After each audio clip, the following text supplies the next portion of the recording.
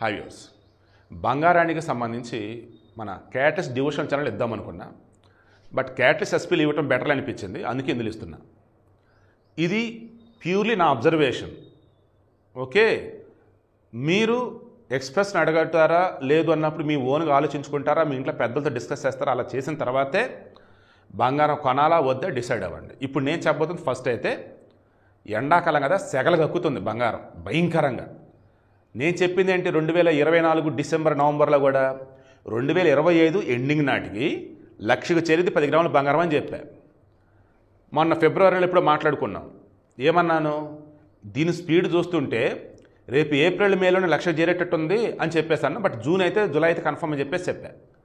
ఇప్పుడు చూస్తుంటే ఈ స్పీడ్ చూస్తుంటే ఈరోజు ఎంత, 24 క్యారెట్లు 10 గ్రాములు వచ్చేసి 90,660 రూపాయలు ఉంది హైదరాబాద్ మార్కెట్.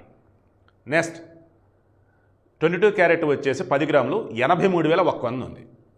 వెండి వచ్చేసి ఢిల్లీ, కలకత్తా, హైదరాబాద్, విజయవాడ, వైజాగ్ ఇలా మారుతూ ఉండిద్ది. అది హైదరాబాద్ మార్కెట్ వచ్చేసి 1,14,000 ఉంది. మరలా ఇక్కడ కూడా ఒక్కొక్కరు ఒక్కొక్క మార్కెట్ని ఫాలో అవుతారు. సో వెండి అలా. ఇక ఇప్పుడు కానీ అని ఒక డైలాగ్ కొట్టే కదా తమిళంలో, అదేంటంటే ఉక్రెయిన్ రష్యా మధ్య యుద్ధం ఆల్మోస్ట్ ఎండింగ్ స్టేజ్కి వచ్చింది. ఆ హమాజు ఇజ్రాయెల్ దానివల్ల ఎవడికి వచ్చింది లేదు, పోయిందేం లేదు, అక్కడున్న టెర్రరిస్టుల బ్యాచ్ తప్ప. బట్ ఉక్రెయిన్ రష్యా మధ్య జరుగుతున్న యుద్ధం వల్ల వరల్డ్ వైడ్గా చూసుకుంటూ ఉన్నప్పుడు చాలా మార్కెట్ల మీద ఎఫెక్ట్ పడింది. దాంతో ఆల్మోస్ట్ అంతా కూడా షేర్ మార్కెట్ సైడ్ వచ్చారు. దానివల్ల ఏమైంది, షేర్ మార్కెట్ నుంచి గోల్డ్ సైడ్ వచ్చారు, క్షమించాలి. ఆ ఉక్రెయిన్ రష్యా మధ్య దీనివల్ల ఈ ట్రేడింగ్ ఇవన్నీ మన అద్రా అని బంగారం కొనుగోలు మీద పెట్టేశారు. దానివల్ల ఏమైంది, ట్యాక్సులు పెరిగి డాలర్ వాల్యూ పెరిగి మొన్న ఫెడరల్ వడ్డీ రేట్లో కొంచెం అటు ఇటు అవుట్ ఫ్లక్చువేట్ అవుతాయి, ఇవన్నీ కలిపి భయంకరంగా పెరిగింది బంగారం రేట్. అవునా? ఇక ఇప్పుడు ఉక్రెయిన్ రష్యా మధ్య యుద్ధం ఆల్మోస్ట్ ఎండింగ్ స్టేజ్కి వచ్చింది. ప్రజెంట్ కాల్పులు విరమణ అన్నట్టుగా ఉన్నారు. ఆల్రెడీ వాళ్ళ సైనికులు వీళ్ళ సైనికులు వాళ్ళని ఎక్స్చేంజ్ చేసుకుంటున్నారు. అండ్ అన్నిటికి మించి ట్రంప్ కూడా జెలెన్స్కీతో 1 అవర్ మాట్లాడాడు. ఏంటి ఆ 1 అవర్ అంటే, అరే బాబు నీ యుద్ధం ఆపేస్తున్నావు, ఇదిగో నాకు కావాల్సిన మినరల్స్ నేను దవ్వుకుంటా, ఆ రష్యాకు వచ్చేసి ల్యాండ్ ఏది కావాలంటే ఇచ్చేసి. అడిగి ఏం చేయలేడు, బచ్చాగాడు అనకూడదు కానీ ఎదవా జెలెన్స్కీ గాడు సర్వనాశనం చేసి పెట్టాడు ఉక్రెయిన్ అయితే.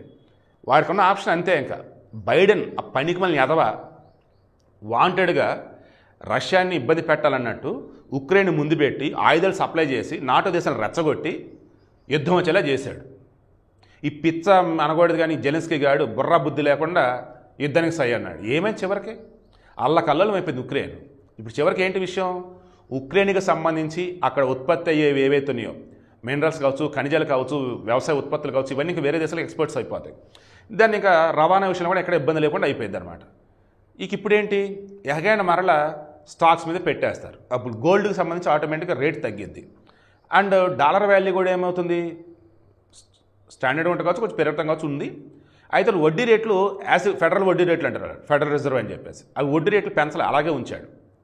డాలర్ వాల్యూ పెరుగుతుంది. డాలర్ వాల్యూ పెరుగుతుందంటే గోల్డ్ వాల్యూ తగ్గిద్ది. అండ్ ఉక్రెయిన్ రష్యా మధ్య యుద్ధం ఆగుతుంది. ఈ వేళ చూస్తే రానున్న రోజులలో బంగారం తగ్గే ఛాన్స్ ఉండొచ్చు. బట్ ఎక్కువ తగ్గితే నేనైతే అనుకోను, తక్కువ కూడా ఉండొచ్చు. ఎందుకంటే మన దగ్గర వచ్చేసి బయట ఎలా ఉన్నా కానీ మేము పెంచేది అన్నట్టుగా మన వాళ్ళు ఉంటా ఉన్నారు. ఇంటర్నేషనల్ మార్కెట్లు ఎలా ఉన్నా సరే మన దగ్గర మాత్రం సరేలే కొంచెం తగ్గించి మరలా పెంచుతున్నాడు. 50, 100, 150, 200 మహా అయితే 400, 500 తగ్గుతుంది. పెరగటం మాత్రం 500 నుంచి 600, మొన్న ఏకంగా 1400 పెరిగింది. సో వీడికి మెయిన్ ఇంటెన్షన్ మరలా చెప్తున్నాం, భవిష్యత్తులో కూడా మంచి ఇన్వెస్ట్మెంట్ అంటే బంగారం. దయచేసి ఆన్లైన్ ట్రేడింగ్లు, తర్వాత క్రిప్టో కరెన్సీలు వాటి జోలికి పోకండి.